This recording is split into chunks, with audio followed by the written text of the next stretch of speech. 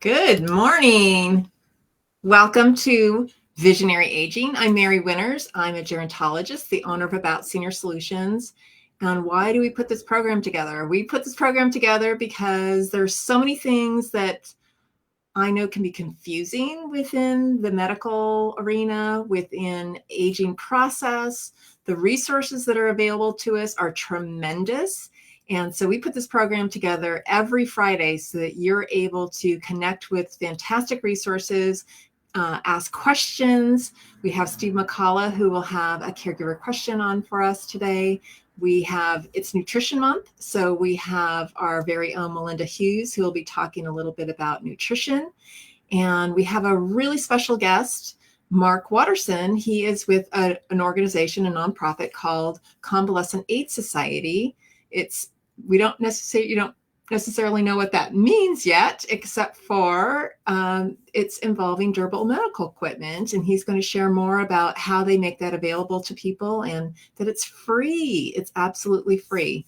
So let's go ahead and see. I don't know if Steve's with us yet. He's going to jump on, but I think we're going to go. It's a big day for 100th birthday. So we're going to go into our 100th birthday first. And then we'll go ahead and get going with Steve once he comes on with us. So hold on just a second, and here we go.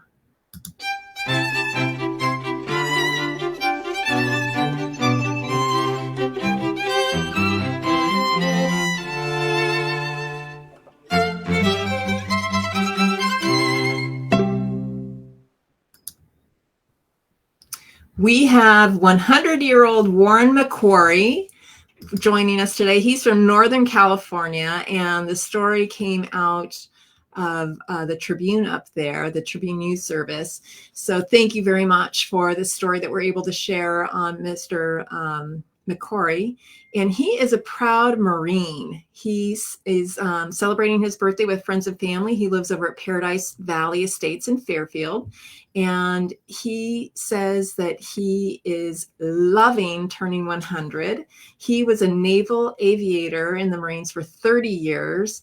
He went across World War II, Korean War, and the Vietnam War. So obviously had a fabulous career with the Marines, and he flew 38 different aircraft. I wonder how many people can say that. That's really fascinating.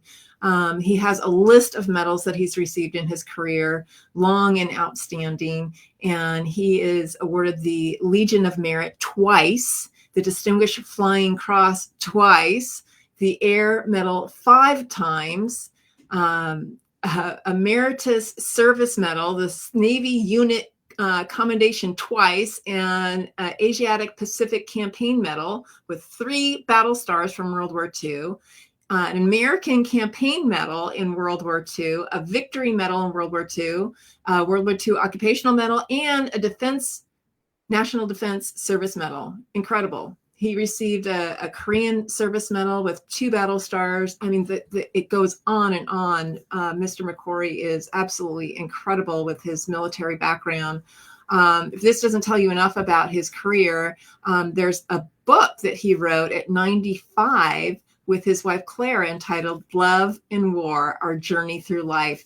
I think they were married for close to 80 years. And in the 22 years that he had lived in Paradise Valley Estate, his children have attended every event celebrating their father's milestones. Just really amazing family as well. He loves being 100, and he credits being 100 or living to be 100. His wife lived to be 98 by being happy, loving life, and exercising daily for his longevity. And he also loves to dance, according to his daughters. So happy birthday. Many, many more. I think that there are more in store for you. And thank you for celebrating with us and sharing your father and your residence at the Fairfield. Thank you so much. So let's go on to our next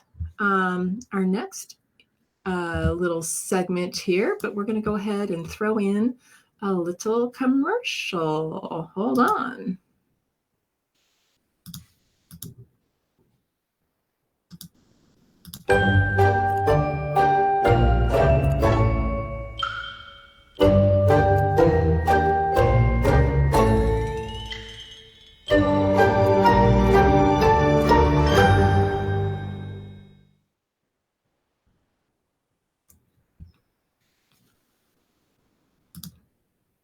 All right, well, we don't have Steve McCullough with us yet. I think he's still trying to log on, having a little trouble there.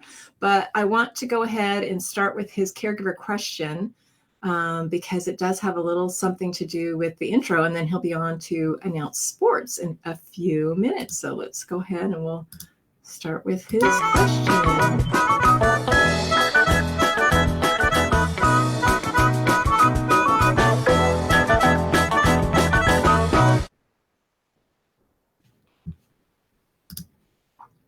All right. Well, Steve, I know you'll be on with us in a few minutes. You're having some trouble signing in, but the question that he received today was a woman had, her husband was in the hospital and he was sent home without any kind of equipment, but she's really concerned that he's not walking well and he really needs the extra support of a walker. So how is he able to get that equipment necessary?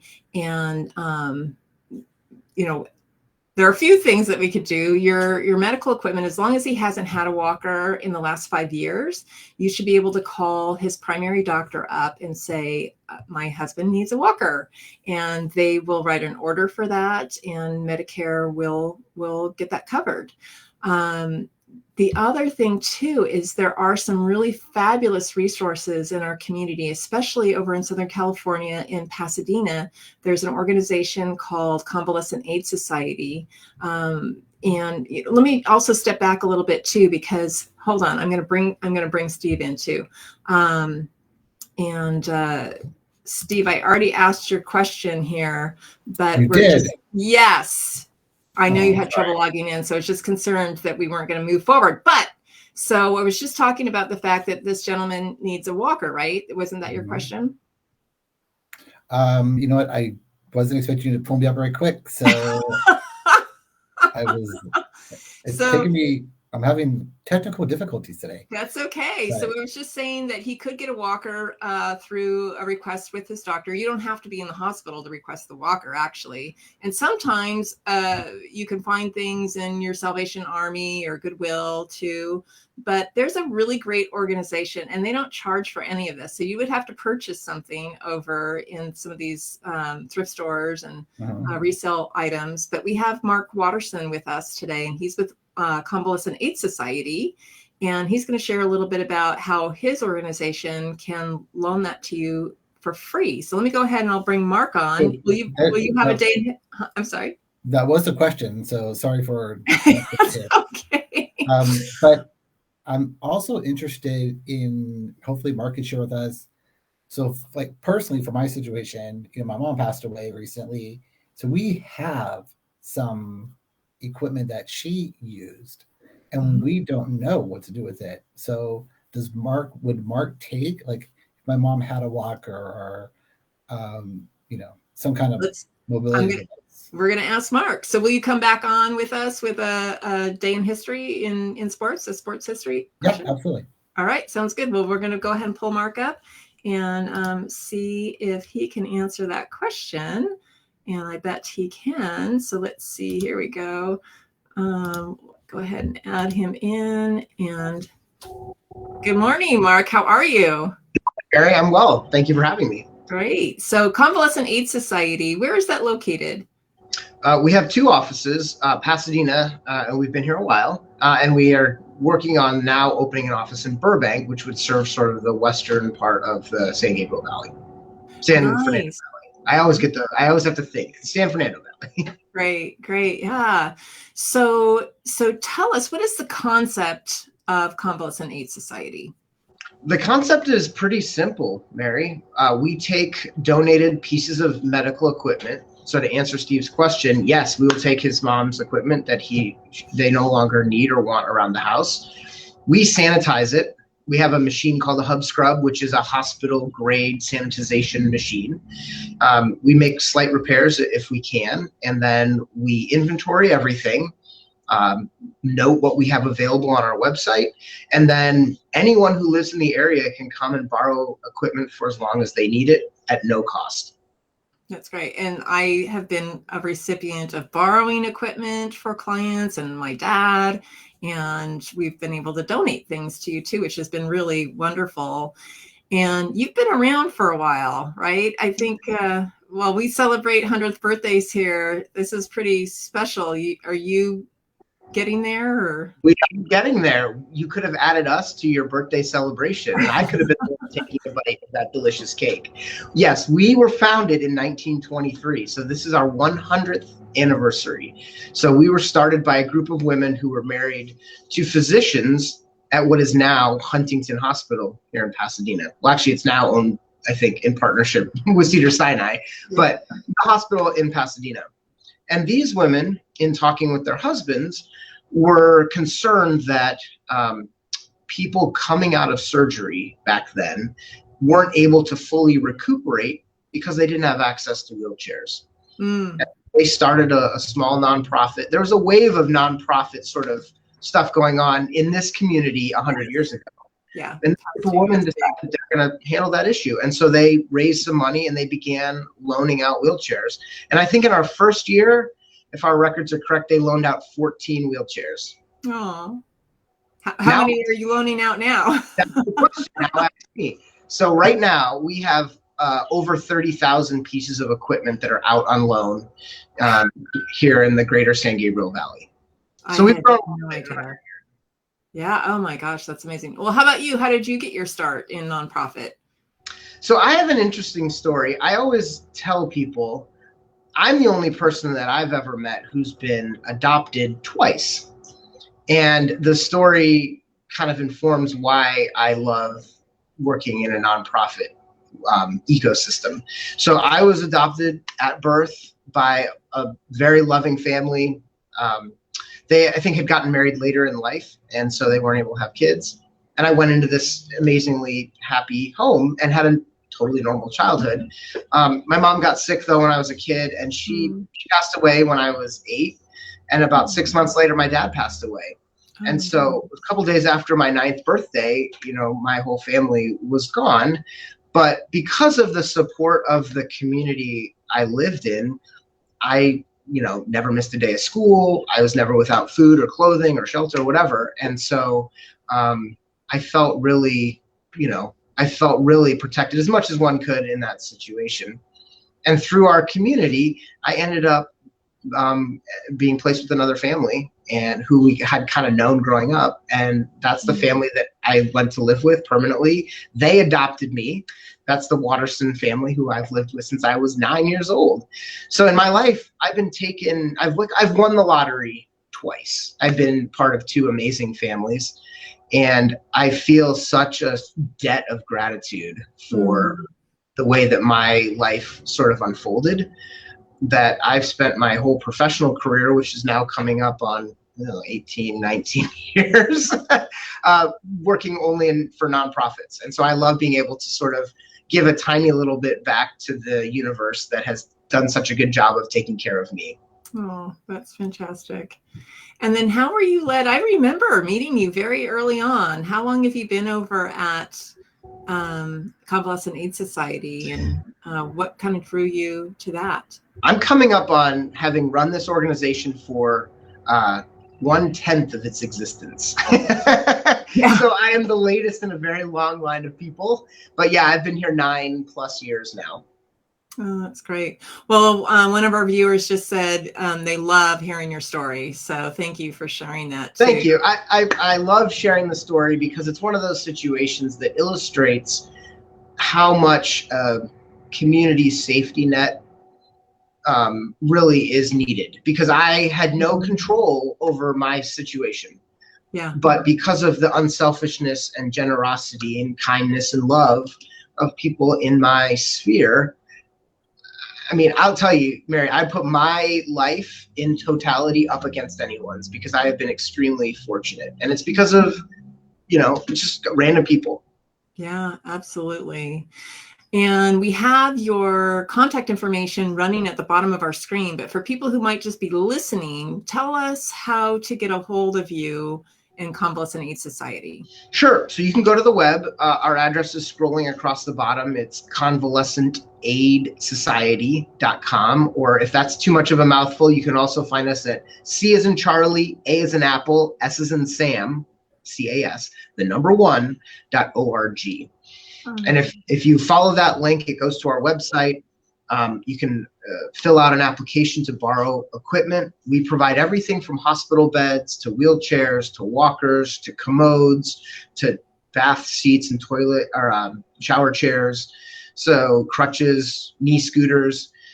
We have an inventory that fluctuates because we're dependent on people donating items, but we have 10 to 12 major kind of categories of equipment. And so you can go on our website and you can see what we have in stock. You can put it in your shopping cart. You can fill out your application with your name and address. And within about 5 minutes, you can get qualified to borrow equipment, again, free of charge for as long as you need it. That's fantastic. What's the most unusual thing that you've been given or donated and you thought maybe you would never use it, and it would never go out?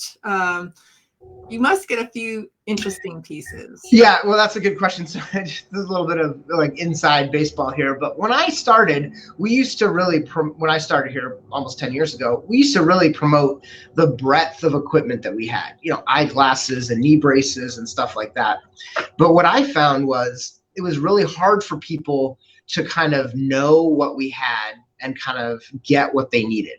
So we've kind of gotten away from, I don't accept just everything anymore. So, you know, someone dropped off like a regular scooter, like that you or I might ride. Oh, like a child's scooter. Yeah, but like an adult version. Oh, okay. I looked it up online. It was a pretty expensive scooter.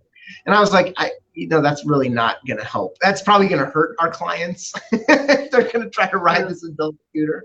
So that was pretty strange. I mean, you know, we get a lot of power stuff that we generally have to turn away just because the power stuff ends up being very difficult to service, and you need to really know what you're doing. You can't just throw it in our machine that sanitizes equipment and it works. Like you have to batteries and electrical stuff. Right. So, different set of skills to repair and prepare. Yeah. But Mary, we will refer people. We do get asked, oh, I need a power wheelchair, or my power wheelchair for my mom or dad or whatever isn't working. And we do have a referral list. So we generally can take care of people by sending them in the community to other places that are just more equipped to handle that sort of thing. So in the Pasadena area, there must be kind of a service area that you support, and then maybe that kind of bounces into the Burbank location then too? Yeah, thank you for asking that. We have no real restrictions on who can borrow. You know, we don't check to see if you have insurance. We don't check to see if you have financial capability another way. The only thing that we ask is that you live in a defined area. And that's on our website. You plug in your zip code and it tells you if you qualify. And it's essentially, very broadly speaking, the San Gabriel Valley historically. The Burbank office now adds a whole new section of zip codes that we cover. That's primarily over in the San Fernando Valley. So as long as you live in one of those areas in the zip code, and there's over 100 zip codes, I think, in Southern California that we cover, wow, you qualify to use our equipment for free. Sounds phenomenal. And the question I get asked, the natural follow-up is, well, why do you restrict? Why don't you just give it away to everyone? And honestly, Mary, what we've found is people will drive 100 miles for a free wheelchair, but people will not drive 100 miles to return the free wheelchair. Right. And our model is really dependent on us getting the equipment back, sanitizing it, fixing it as needed, and then loaning it back out. Because on average, a piece of equipment that gets donated to us goes out 6 times over its life. Wow. And that's a way for us to help keep our expenses low, to do the greatest good for the most people. And so that's why we find having a limited service area allows it to be more easy for people to bring back equipment so that it can stay in service. It makes sense. And that's really interesting to hear that it can be used 6 times in its lifetime. So is there some kind of a really distinct walker or piece of equipment that you're like, oh, the pink wheelchair is back? We do so many, that's probably not the case, but I'll tell you what often happens is we will give someone like a walker that's black. And right next, just because it's the first one up in the queue and it fits their size, but parked in the stall next to them, getting another walker, the person next to them gets a blue one.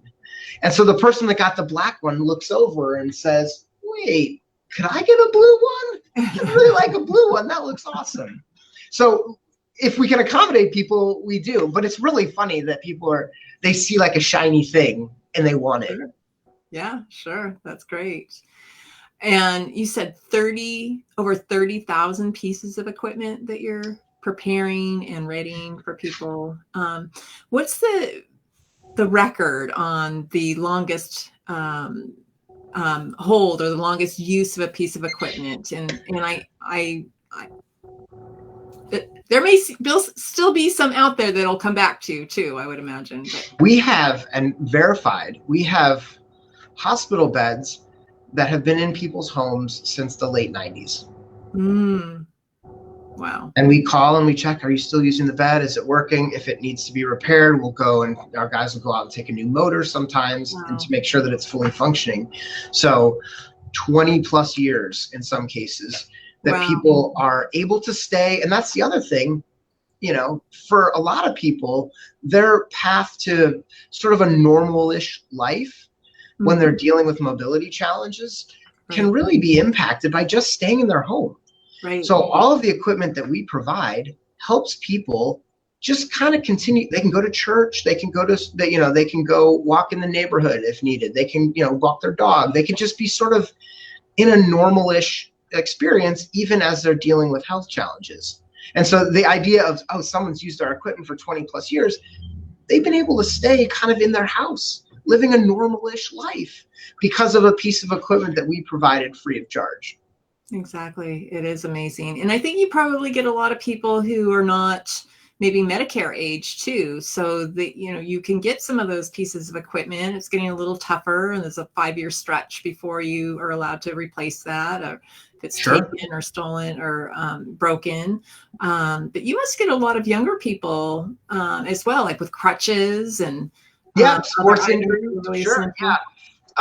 Probably a quarter of our clients are under Medicare age. So, the majority of people that we serve are seniors. But yeah, we do get people who've had, oh man, I screwed up my knee playing basketball. And, the knee scooter is $375. And, I've got all these other expenses. I just can't swing it. So sure, we do get that. But you kind of touched on this.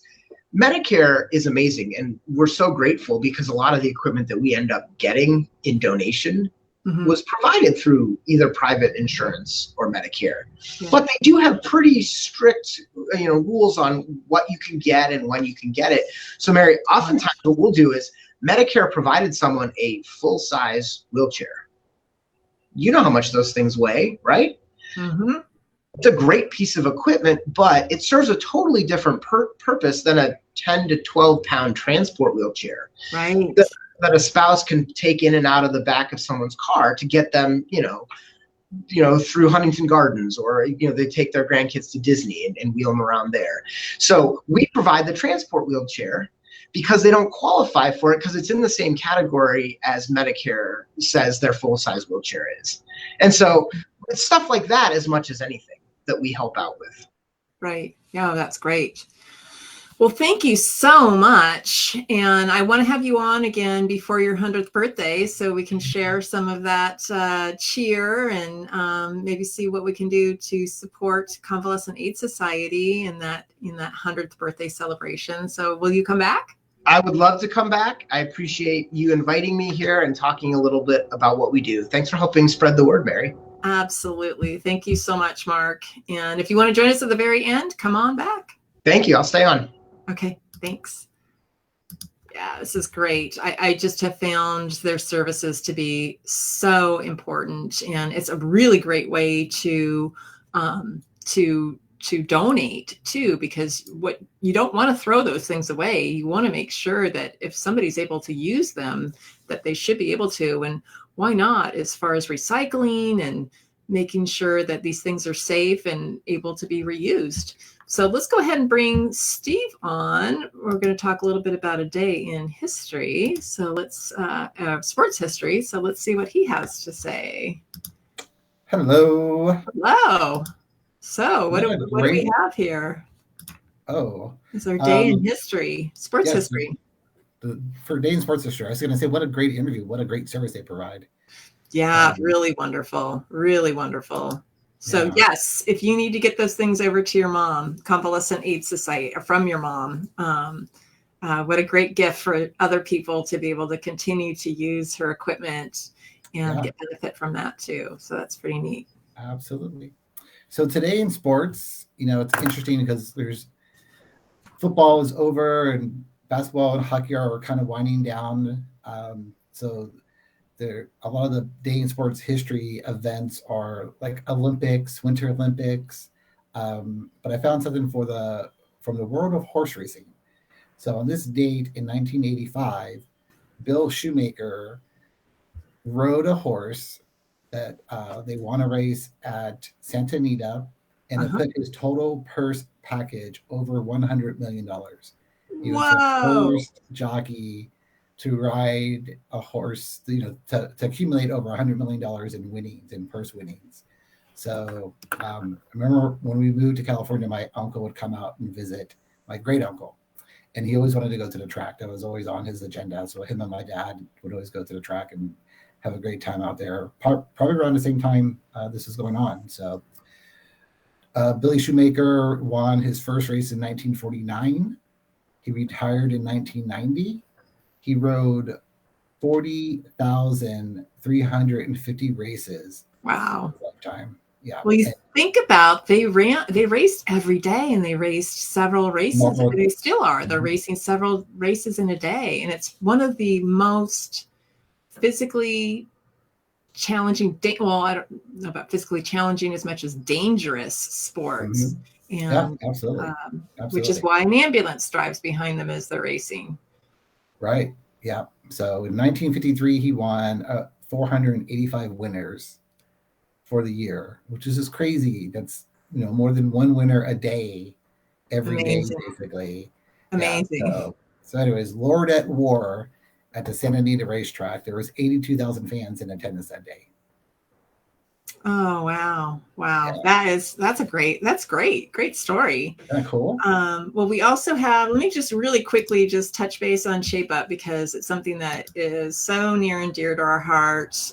With Shape Up, our 7 measures for supporting longevity and well-being. So spiritual community, healthy life balance, attitude and influencers. Even Mr. McQuarrie, he was talking about how he just loves being 100, and you can tell that in his winning spirit, how his attitude has influenced a very positive environment for others too. And I'm sure he spends a lot of time around people who are very positive.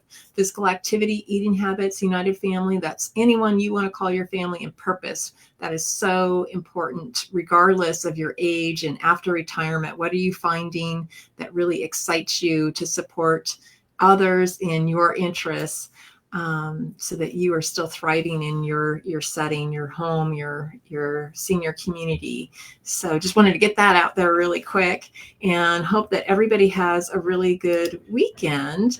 I don't think Melinda's going to join us today, but we still have Mark Waterson on with us, I think. And so we're going to go ahead and bring him on. Let's just see really quick what everybody's doing for the weekend really quick. Hey, Mark, loved your story.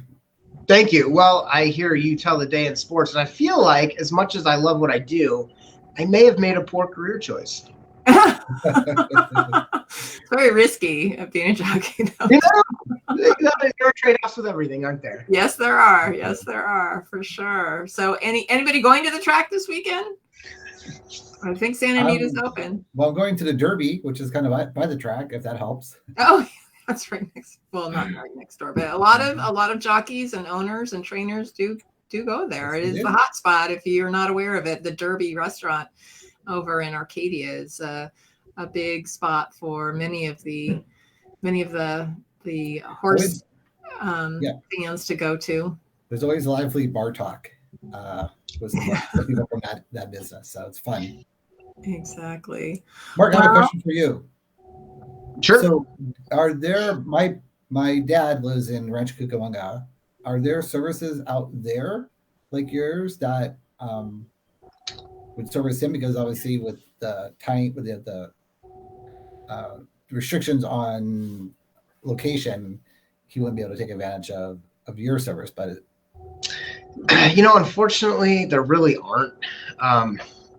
you really are a unique, Yeah, and I think unique service. I think Easter Seals may do some of that more for reach out, children, but connect with me offline, and I can direct you to a couple places that might be able to help. But honestly, one of the things that is you mentioned is unique about us is sort of that we exist in this space, but also the size and breadth of the equipment that we're able to provide. I tell people this: there are several states that have reuse programs. Where if you live in the state, you qualify and they just help provide the equipment. California doesn't have that. But even with that, like we still loan out more equipment than state-run programs in any state. So I know it's not helpful in the moment, but we're pushing that direction. We're trying to get our Burbank operation going. But after 100 years, like we're really committed to growing the organization because there are all of these gaps in service for people who live out here who need what we have. Yeah, that's a great point. And this isn't something I've shared real broadly, but I am a new commissioner for LA County Board of Supervisors for older adults. So if there's something I could do to help you, Mark, in regards to making that information known and that, supporting that need, we'll connect offline on that too. So Thank you. any big important plans? I have nothing this weekend. I'm just going to relax and probably clean. But anybody up for some fun stuff? Or go ahead, Mark. Well, the only thing I'm doing is one of my main hobbies is I play pinball. I collect and repair machines. So I just got a new machine last night. So it's all set up and ready to go. And I plan on spending a good chunk of the weekend having fun playing it. wow, that's pretty unique and fun. My dad used to have machines, more like peanut machines and old-fashioned little things you put a nickel in, and something would come out. He didn't like having to have to refill them all the time, or was taking all of his nickels to take whatever out. But it was a lot of fun too. They've come along since then. Yeah. That's fun. Maybe I was going to add, when I first moved to Pasadena, I joined the Junior Chamber of Commerce, and that was like my connection to keep me in the area, thankfully. And we have an event on Saturday, tomorrow night, a dinner. So I'll be attending that. So. Fantastic. Well, everyone, have a really wonderful weekend. I am going to go ahead and look for our little extra music, and we'll see you next week. All right. Have a good weekend. Be safe. All right. Thanks.